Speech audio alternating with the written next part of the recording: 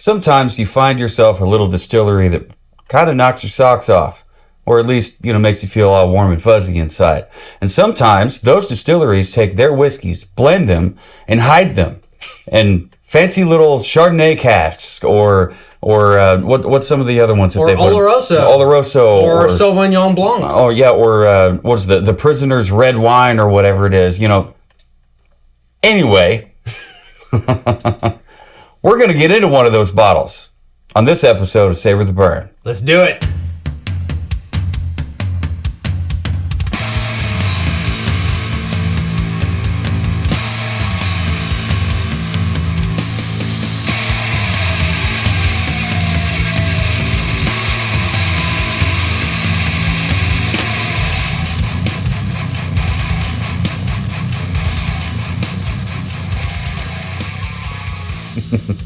Hello, everyone. Welcome to this very High West Cask Collection episode of the Savor the Burn podcast. My name is Jonathan, and yes, I am covered in cat hair. I'm not going to talk about it. Sorry. Across the barrels from me is Mr. W2. How do you do? I'm doing all right. How about yourself? I'm doing all right. I'm glad we have Mr. Kyle back for another episode. Yeah, he's here to talk to us a little bit about High West and. And real quick before you get going in here, let's just make sure that this is the Chardonnay cask finish. Let's take a gander here. Because they look really, really similar. Yep, right down here. Excellent. A blend of straight bourbon whiskeys finished in Chardonnay barrels. Yeah, I'm super excited about this, and I, off the top of my head, I'm not sure how many different variations they've done on this. I know we've got 2 of them, and I know of at least 2 other ones that are part of this series. I'm sure there's even more than that. But I mean, how cool is it to take how dark that is? To take their blend and then throw it back into a whatever the wine barrel is and see what happens. Yeah, and we talked about it a little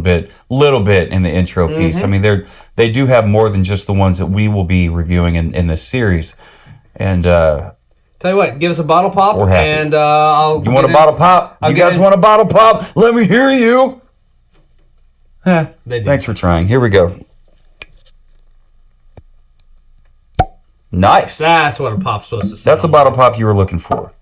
I'm still just in awe at the color of this. It's beautiful. Contrasting that prairie bourbon that we recently had, it's so dark, and that has to be that second cask finishing. I mean, it has to be because of that. This is the High West Cask Collection blended straight bourbon whiskey finished in Chardonnay barrels. Specifically, this is the Missouri Cask Collection. There's a label at the bottom on the front of that actually has that marked on there, which I thought was kind of cool. So right down here. This is part of a Missouri edition Cask Collection, aged in Chardonnay barrels. Yeah. This comes in at 100 proof. There is no age statement that I found on this. But it says, this is a true whiskey treat. A dram that is both rare and exceptionally delicious. Each cask collection whiskey by High West is made by carefully blending selected lots of straight whiskey and then finishing them in a second use barrels. The outcome is a one-of-a-kind batch that exhibits incredible balance, complexity, and depth of flavors. Whether sipped neat or stir into a cocktail, this whiskey is a thrilling experience sure to delight any whiskey lover. Well, I'm here for the thrilling.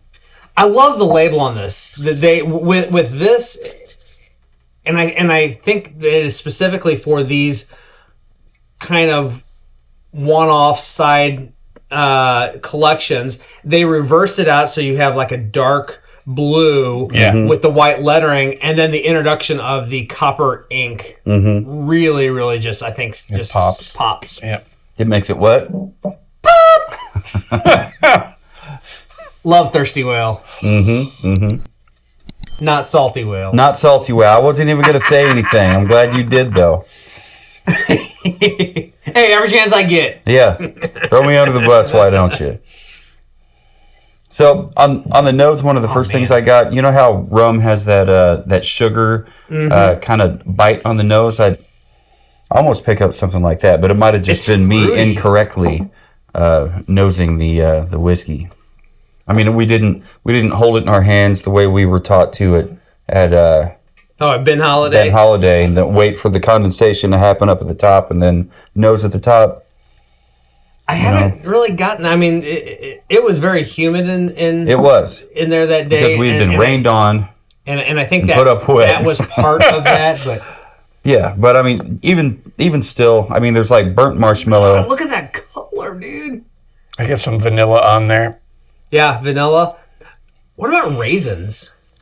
Raisins. Some like dried fruit. Oh, maybe. That is indicative Apricot, of these maybe? kind of barrels. Apricot, yeah. Or Jonathan likes to call them baby tongues. Well, the Baby dehydrated tongues. ones. Well, yeah. I mean, who doesn't love dehydrated baby tongues? Maybe a little bit of cinnamon, I thought that initially Cinnamon. when I picked it up, and nutmeg. something he said pushed me away from cinnamon. I shouldn't even listen to him.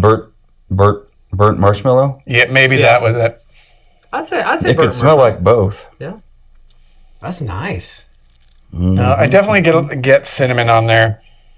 And feel free to not listen to me. I mean, you spent. Oh, I stopped. You know how many years did you spend bartending? You brought it up during the break. Oh, You 20 said it was off and on. Yeah, Okay. For the vast majority of about 20 years, I was New a Orleans, bartender.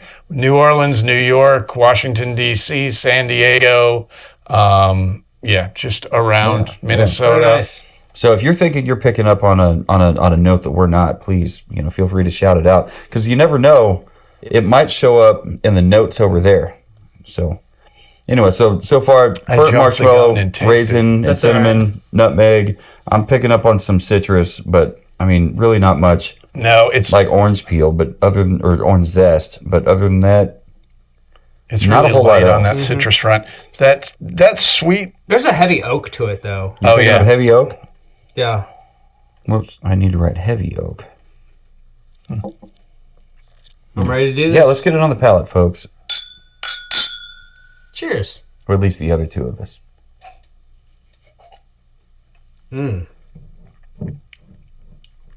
That came through singing. And what was the proof? 100? 100. 100. Yep. Wow.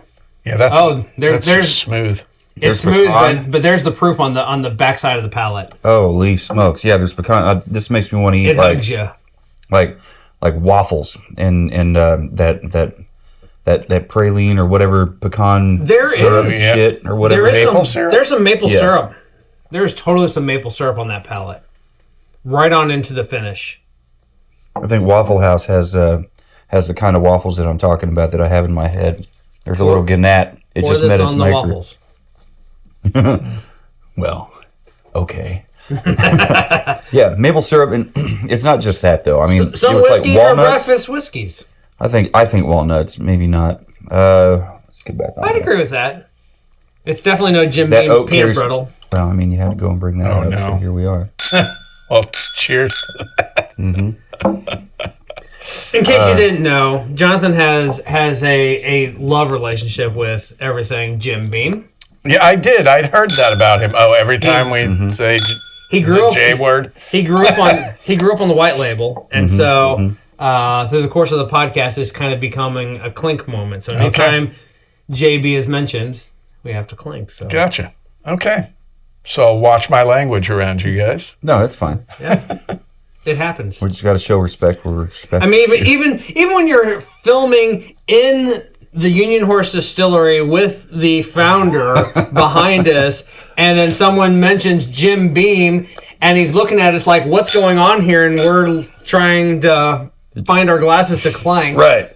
I'm like, And he's like, "What? I love What this. happened? What just What's happened?" going I on? love this Did a snake tradition, just and crawl across the I bar? may adopt it as my own without ever telling anyone why.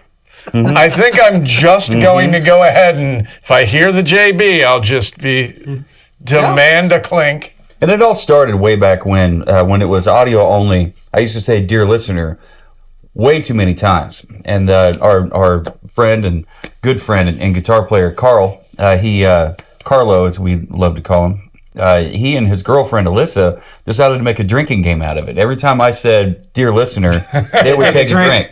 Ended up And get completely hammered. by the end of the episode. That's But fantastic. I mean, those early episodes, they could run an hour and we wouldn't know. We just We weren't keeping track of time. We weren't keeping track. There was no video. There was just audio. So it was just us sitting around the table in front of a microphone and being a couple chatty Cathys. And it gets way worse when you put alcohol in us. Well, it's just sitting around drinking and talking, really. Notches. Yep. Yeah. So back to the palate here. Since somebody brought up time, we gotta keep an eye on that. Maple syrup, walnuts. What did you guys come up with here on the palate? It's almost creamy. Yep. So weirdly, I'm going to say banana. Okay. Okay. Banana with a little bit of green, brown banana. A little bit of Foster's. The little candy bananas. The runts. There it is. Remember those? Yep. It is a banana. Yeah. It's that. Yeah. Which banana? Or just banana? The more candied banana. Okay. I think. Candied / ripe. Yes. Overripe banana. Okay. But yeah, I'm definitely, I don't know what it is about it and why it makes me think that.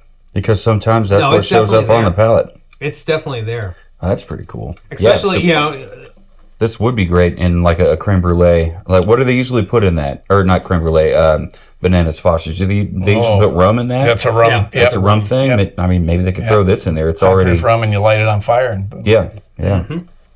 And then sadly burn off all the alcohol. What are they thinking about with Why would you do something like that? Jackasses. Stupid. Foster, you're an asshole. How about the finish? Alcohol abuse. That is alcohol. You light it on fire? Come on. The finish is nice, warm, and long. It lingers a little bit. I think those dried fruits carry on through. Yeah, we didn't really talk too much about the dried fruits on the palate, but the vanilla they're on there. Is right on through to the finish. I think the proof is nice and smooth and soft on the nose palate, and then it presents itself into the finish as it amps up and then just kind of slow tapers in a long finish. So it's weird. I get on the ounces finish, I get what starts to feel like pepper, like black pepper. Yep. But then it stops almost immediately, so I don't really get it. But I keep thinking I'm going to be getting pepper out of it. The notes I have here. Yeah, what's that on the notes? On the nose say, the suave bouquet of vanilla, caramel, and toasted oak fill the senses, while subtle whispers of ripe orchard fruit and white grapes tantalize the nose. White grapes, huh? Palate is experience a deep and velvety flavor with hints of honey, apricot, and peach. Notes of vanilla and oak trail the Chardonnay finish, adding a uniquely fruity touch of spice. Well, I mean, we said warm, long, lingering. Dried fruits carried over from palate. Vanilla carried over from palate. Nobody said anything about oak, except for heavy oak being on the nose. Yeah, the smell. I wasn't getting any kind of a woody, oaky taste out of it. And the finish says, a blissful finish with a subtle touch of sweetness, a hint of citrus, and a delightful warmth. There is a subtle sweetness. Yeah, very light though. It's just barely there. I think maybe that's kind of what I'm getting with that banana-iness. It's just not... It's so subtle that I don't know how to label it, really. Oh, that's nice with the drop of water. Yeah. That's real nice. The custard comes more forward. A homemade vanilla custard. Not so much a vanilla bean, but a homemade vanilla. Ho did what? Exactly. She made that vanilla custard. Yeah, I put 3 drops in. Because it's roughly 3/4 ounce or so, and it's got 100 proof in there. It even gave me a floaty because of it. The little description I read on here says, whether sipped neat or stirred into a cocktail. I feel like because of the cask finish on this, I don't know if I would want to put this in a cocktail. No, I mean, if you had... I really just kind of like it by itself. If you had 10 bottles, and just looking for something to do with it. Fine, I guess I'll make a cocktail. Sure. I mean, take a bottle and run it through the gamut and see what kind of cocktails you could make to make this bad boy sing. I thought it was really good. Really good. Yeah, it's very tasty. Very much so. Personally, I gauge these things on would I purchase this after having tasted it. I don't know what the price point is on that. It's 60-ish. Then absolutely. That one was? I think so. Yeah. Then 100% I would buy that. Yeah. And really, at that point, you're just kind of faced with the availability of it. Right. I mean, does everybody and their brother know about it and want a bottle? And so now nobody can find it, and all of a sudden it's super hard to get a hold of, or does nobody really care? I mean, it's a High West product. They're out of Utah. What does Utah know about making whiskey? I guess they're full of Mormons out there. What do they know? It's probably full of soda pop. It also falls into that range of, within that price point, what else is in there, and is there something I would rather have? And is there something I would rather have? Yeah. You know, I run into that with scotches a lot, especially up in the above $70 to $150 bottles of scotch. What am I really going for? Am I going for something crazy? This is it's pretty subtle. It would be an easy drink on the regular. It's very smooth. It's got a lot of flavor to it. What would you make with it? I don't know. With as much vanilla and custard as is on there, is this a Boulevardier? Okay. Or do you go something a little bit darker, and maybe it's a revolver? Is that the one with the coffee liqueur? Coffee liqueur. That's where I would go with it. Interesting. Because I think the coffee and the banana and orange bitters. This would add to the coffee. Yeah. It would cut that coffee bitterness quite a bit. Yeah. Mm-hmm. That's interesting. And then just add just a little bit of a fruity undertones. And that one's shaken with ice and poured neat? No, that one's stirred. Stirred? Stirred. Okay, and poured neat, no ice? Correct. Okay. And then garnished with a orange swath. Yeah. Get those flavors to marry. Pull that proof down just a little bit if it's going to be in a cocktail. I mean, if it's 100 proof, so it's a perfect proof point for a cocktail. But honestly, guys, I would just drink this bad boy neat. If you're at the Bullet Distillery, your revolver is being made with a torched orange swath that's then rolled, skewered, and put into the glass. That was a whole ass experience. That was awesome. You know, I did not expect any of that from Bullet. I recreated that like 3 days after we got back because I was like, I took a picture of it. I'm like, I'm gonna redo that one. And It wasn't a huge place to wander around and check out. But it was not all of them are. Cool. But yeah, it was definitely cool. That the entryway there with those barrels on the barrels on wall. both sides and the fireplace. Yeah, and most of them had been hand signed by people. I don't know. Maybe there were people that bought a tour or whatever. The kid sitting at the desk right when you walk in, full of information. If you could get him off his phone, but he was full of information. Full of information. We actually did one of our first TikTok lives right there. So much fun. That got shut down because whiskey. It has been a minute. It's been too damn long. A couple of old men like you know about TikTok? A lot. Girls, this guy lives on TikTok. Yeah, I love it. Me, not so much. It's full of hooers. What? I mean, it's full of interesting editing. Video editing stuff. Actually, that's pretty much what I use it for, just to edit the shorts and reels videos. Gotcha. Get those posted and shared around. And get Liv Morgan to follow. Oh, yeah. So I think now we've got like 26 different Liv Morgan accounts that follow us. If you follow WWE, then you definitely know who that is. That's so funny. Gar. Anyway, so W2, what did you give this on the nose? Please tell me. As crazy as it may sound, I left my nose exactly the same as the last one. I left it 3.5. 3.5. Yeah. I really thought about bringing it up just a little bit, but I'm like, no, I'm gonna leave my nose right there. Well, it's unfair to compare, so we're not even going to bring up the last one. But since you did, I will. I dropped mine a little bit. Okay. So I dropped mine down to 4 because I was wowed, but I wasn't wow. I was hit immediately with the burnt marshmallow and a little bit of a... I do that sometimes just to freak people out. Like, gargle the will, they're like, oh my God, you're crazy. Yeah, anyway. Who doesn't gargle their whiskey? Pass me the fucking whiskey. But, anyway, so somebody mentioned raisin, cinnamon, nutmeg, orange zest, heavy oak. It had a lot to offer. And we're just talking on the nose. We didn't even let it hit the palate yet. But how about you, Mr. Kyle? So not that we're comparing, yeah, but I thought the nose was better than the last one to me. Mm-hmm. So I went above it. I think I was a 3.8 last time, and this is a 4.2 for me. Mm-hmm. Nice. It wasn't as astringent in my nose. Mm-hmm. I didn't have that same, I don't know, I almost want to call it the Scotch Band-Aid smell that you can get. Oh, interesting. Yeah, I didn't pick up on that at all.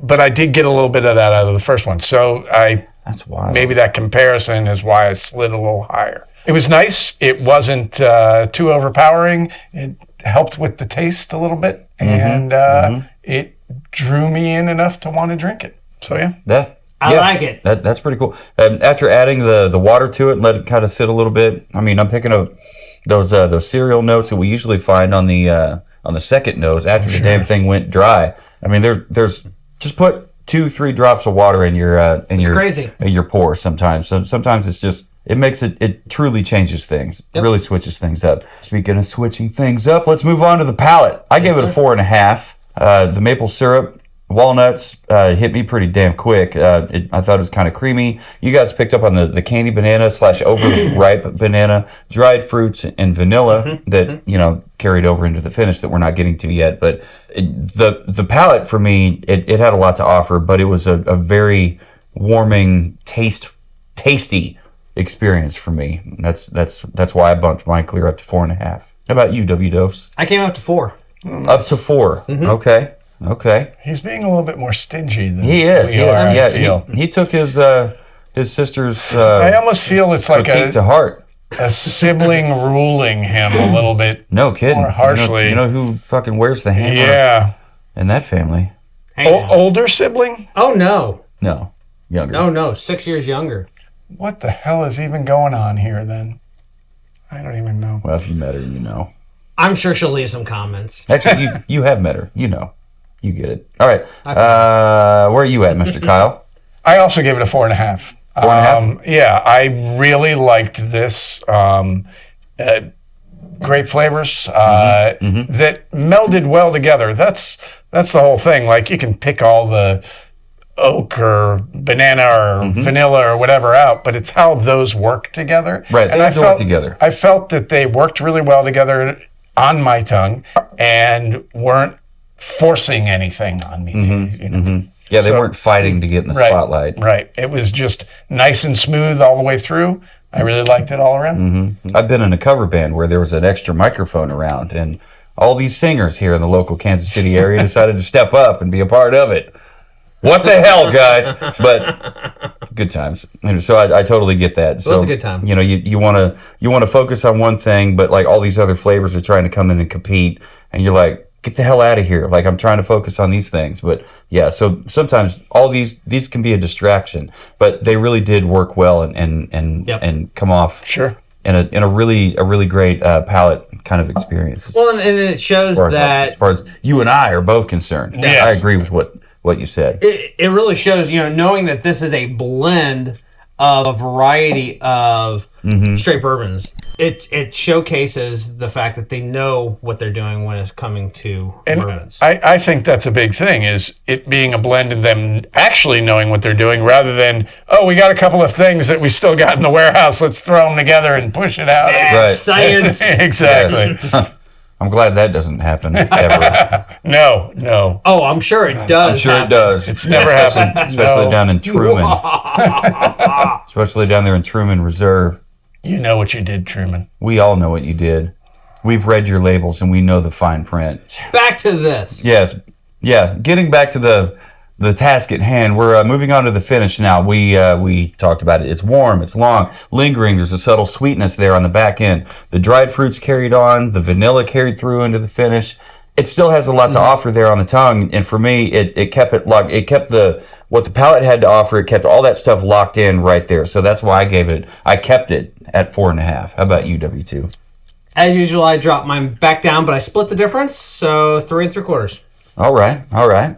I hit a 4.2. I liked it. It wasn't overpowering on the end. Sometimes these things, you get that nice freshness when you initially have it. Yeah. And then as you go away, suddenly you're burning. Yeah.